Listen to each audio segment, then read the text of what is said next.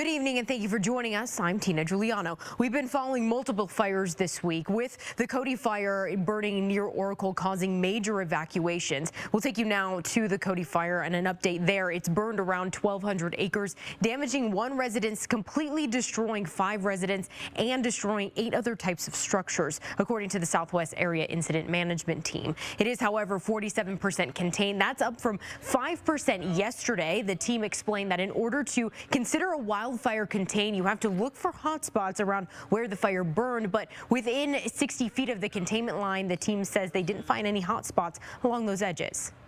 So we're feeling really good. So that 47% can be a little misleading. We're in really good shape with the fire right now. The Pinal County Sheriff's Office shared changes to the evacuation zones. So evacuation zones 5, 19, and 13 through 16 have been downgraded to set status. Zones 1 through 4, 6 through 12, Zone 20, and the community of San Manuel have all been returned to ready status. But evacuation zones 17 and 18 remain under go status at this time. However, not all of the neighbors originally in those evacuation zones chose to leave. They stepped up to protect their community in whatever way they could. And KGUN 9's Maria Stobbs joins us live from the Oracle Fire Department. Now, Maria, you spoke with those neighbors who did step up. Hi, Tina. So earlier today, I spoke with a neighbor who lives east of the fire. He owns a ranch which sits on top of a hill. So he says when the Cody Fire broke out, he could see everything that was going on. But instead of evacuating, he had something else on his mind.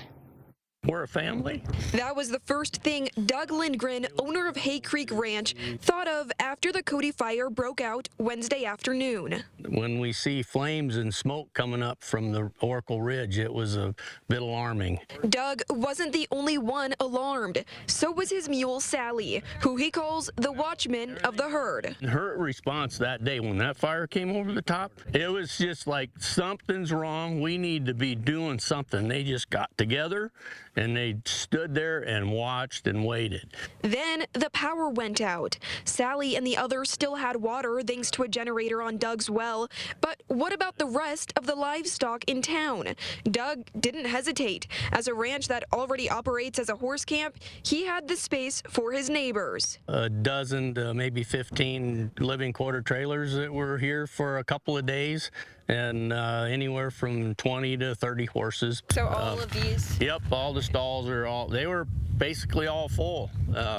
Horses in that barn, horses in this barn, horses on that end of the barn. Watching his close-knit community come together moved Doug to tears. We all support each other and help each other, and so we just made the best of a bad situation. As he overlooks the scorched hillsides left by the Cody Fire, he says he's hopeful for the future. The hillsides that are black, they'll turn green. There'll be rejuvenation, new life will come, and it'll be okay.